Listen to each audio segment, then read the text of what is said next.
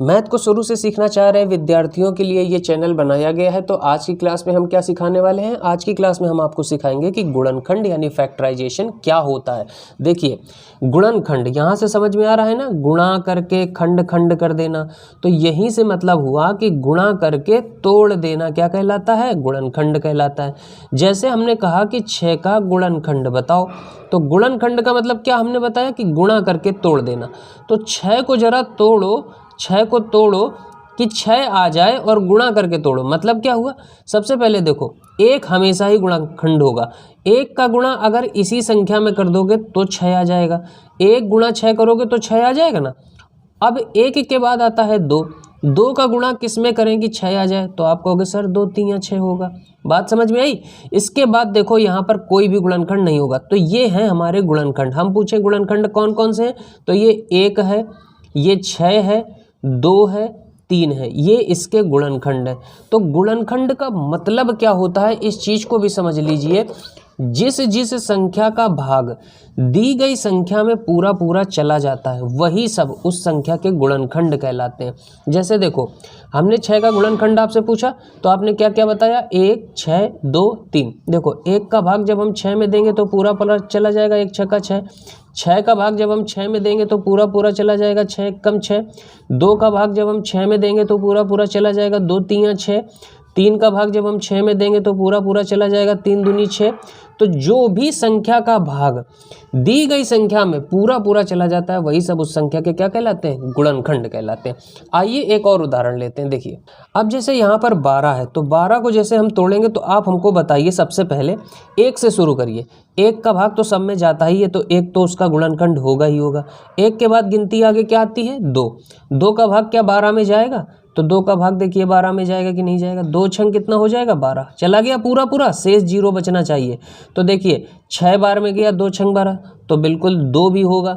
3 से भाग दीजिए 12 में, 3 का भाग 12 में जाएगा, 3 चौको 12। जिस संख्या का भाग चला जाएगा वो इसके गुणनखंड होंगे। तो देखिए 3 भी हो गया। 4 का भाग जाएगा, बिल्कुल जाएगा, 4 3 12 होता है। 5 का भाग क्या जाएगा? नहीं जाएगा। 6 का भाग क्या जाएगा? बिल्कुल जाएगा, 6 दूनी 12 होता है। 7 का भाग क्या जाएगा? नहीं जाएगा। 7 के पहाड़े में कहीं 12 आता है? नहीं आता। 8 के पहाड़े में कहीं 12 आता है? नहीं आता। 9 के पहाड़े में कहीं 12 आता है? नहीं आता। 10 के पहाड़े में कहीं 12 आता है? नहीं आता। 11 के पहाड़े में कहीं 12 आता है? नहीं आता। 12 के पहाड़े में 12 आता है, 12 एकम 12। बस जहां तक है वहीं तक हम ले जाएंगे, तो ये सारे इसके गुणनखंड कहलाएंगे। तो गुणनखंड समझ में आ गया। अगर आप लोगों को समझ में आ गया कि गुणनखंड क्या होता है तो आप लोग इस क्वेश्चन का आंसर बताइए। हमने कहा है कि निम्नलिखित में से कौन सी संख्या है जो 18 का गुणनखंड है? गुणनखंड किसे कहते हैं बताइए? जो संख्या उस दी गई संख्या में पूरा पूरा भाग दे दे उसी को हम उसका गुणनखंड कहेंगे। अच्छा बताओ, 5 का भाग हम 18 में देंगे तो क्या पूरा पूरा चला जाएगा? कहीं भी 5 के पहाड़े में 18 आता है? नहीं आता। मतलब 5 तो नहीं है। 3 के पहाड़े में कहीं 18 आता है? तो आप कहोगे हाँ सर, 3 छक्का 18 होता है। तो यही हमारा आंसर हो जाएगा, क्योंकि गुणनखंड क्या होता है? जब संख्या का भाग दी गई संख्या में चला जाता है तो वो उसका गुणनखंड कहलाता है। 4 का भाग कहीं 18 में जाएगा? नहीं जाएगा। 7 का भाग कहीं 18 में जाएगा? नहीं जाएगा। अब एक बात और अच्छे से समझ लीजिए कि अभाज्य संख्या, इसे इंग्लिश में प्राइम नंबर बोलते हैं, ये क्या होता है?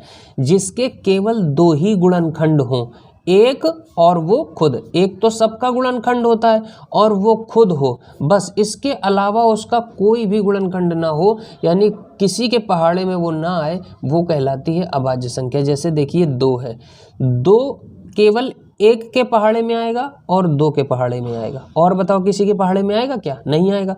तो ये कहलाती है अभाज्य संख्या। तो अभाज्य संख्या क्या होती है? एक ऐसी संख्या जो केवल 1 के पहाड़े में आए और खुद के पहाड़े में आए, वो कहलाती है अभाज्य संख्या। जैसे 5 है, 5 क्या है? अभाज्य संख्या है। देखो, 1 के पहाड़े में आती है 1 पंचे 5 और 5 के पहाड़े में आती है, तो ये क्या कहलाती है? अभाज्य संख्या कहलाती है। अब कई बार पूछा जाता है आपसे कि सबसे छोटी अभाज्य संख्या कौन सी है? तो सबसे छोटी अभाज्य संख्या कौन सी होती है? 2 होती है, 1 नहीं होती। ध्यान रखना, 1 क्यों नहीं होती? क्योंकि 1 तो अपने ही पहाड़े में आती है। 1 से कह लो या अपने पहाड़े से कह लो, तो इसके तो केवल 1 ही गुणनखंड है। और हमने अभाज्य संख्या के बारे में क्या पढ़ा है कि जिसके 2 गुणनखंड होते हैं, एक होता है और वो खुद होती है।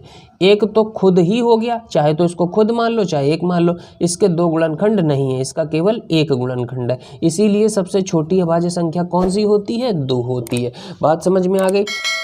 अब हम अगली क्लास में आपको सिखाएंगे कि अभाज्य गुणनखंड क्या होता है। मिलते हैं अगली क्लास में। Bye bye, take.